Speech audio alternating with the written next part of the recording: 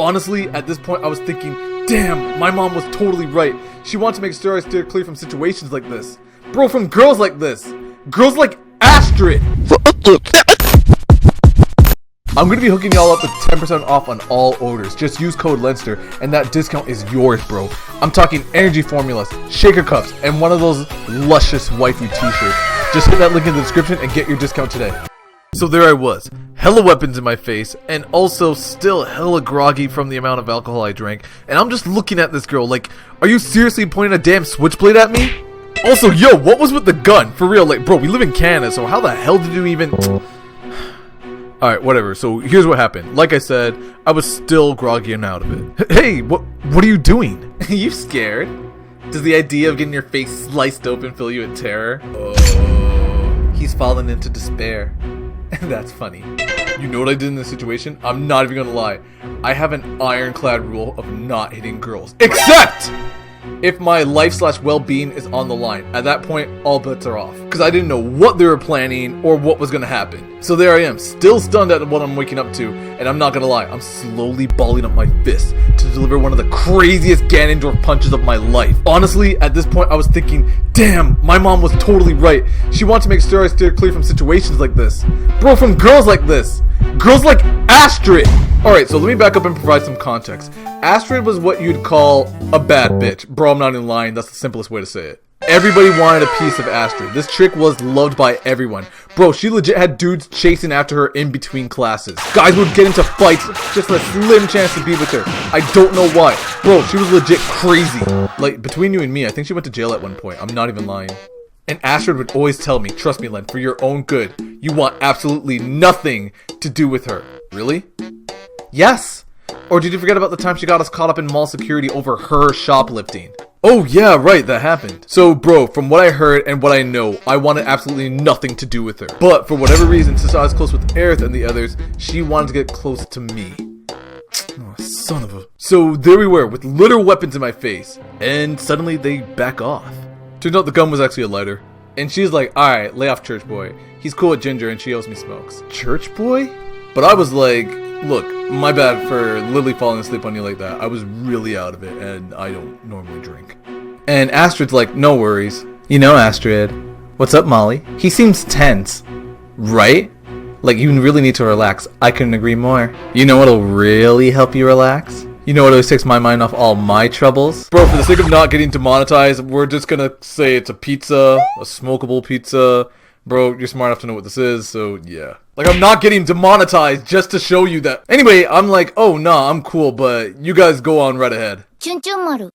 So, in my opinion, clothing, food, healthcare, and shelter should all be free, as it's a basic human right to survive. Like, am I wrong or like, what? What do you think? I want to go home.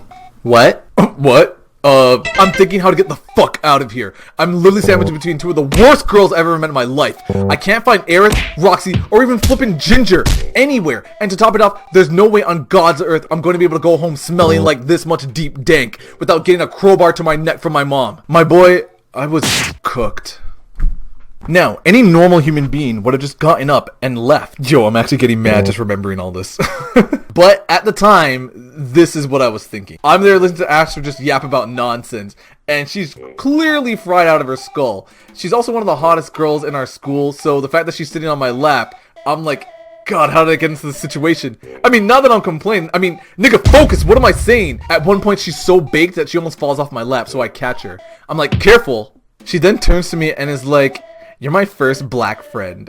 Are you sure you don't want to take a hit? And honestly, at this point, I'm thinking, man, maybe the others had her all wrong. Maybe she's actually cool. A little crazy, but, you know, not more crazier than who I already hang out with now. Nah, I'm cool. Now, I was acting all chill and cool and whatnot, but on the inside, I was actually freaking out. Cause sure, I had an awkward hug here and there with Astrid, and once with Ginger, but this girl was full on top of me and I did not know what to do. So tell me why this girl turns over to me and raises an eyebrow like she's staring at me, waiting for me to do something.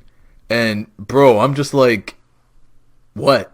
And suddenly the mood changes. I don't know what got into Astrid, but she just looks at me and goes, are you fucking serious? Astrid, look, I'm not going to do anything with you. Then why the fuck are you here? She said that so loud. Everyone just turns in our direction. Then she suddenly gets up off me.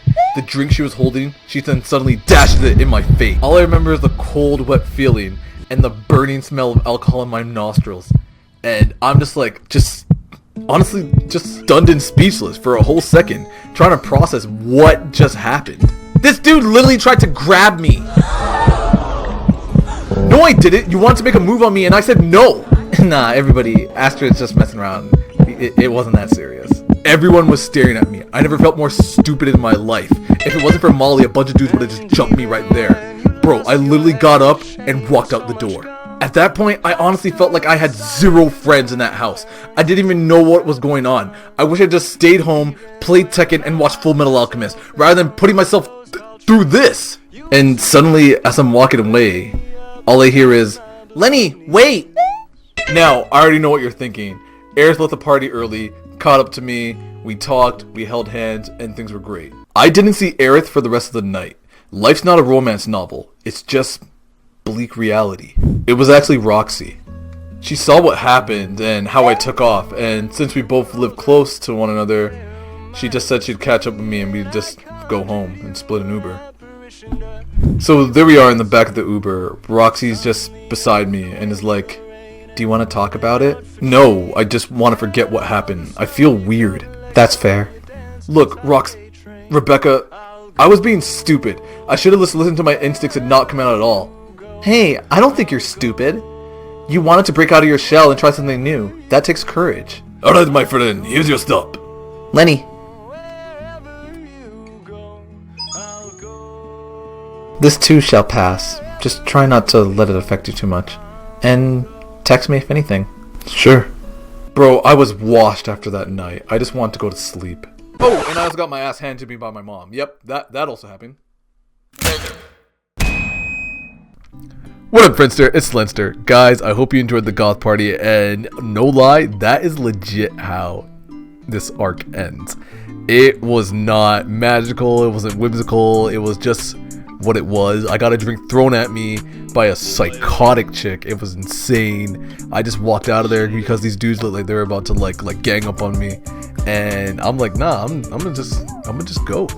I'm just out of here. I don't want to deal with this. This is stupid. Even though I was, like looking out for her, she was about to fall. I caught her. I'm like, no, you good? And the amount of times I actually tried to get her off my lap, but she refused. It was crazy. But yeah, man, that's literally how it goes down. Shout out to my homie Roxy, who had my back that day. Oddly enough, she's actually one of the first people I lost contact with. But I hope she's doing well, and the way I lost contact with her was crazy. She literally moved to a whole other country, but she was cool. She knew I was starting the Goth series too, and she was all down for it. She's like, no, do it, don't hold anything back. And I'm like, alright, bet. But yeah, that's how that went. But with that being said, I'm just going on at this point. Guys, trust me, more's coming down the pipe. Thanks for checking this one out. I know, the ending's kind of wild, but I'm actually glad I did it that way, because I wanted to tell the truth about it.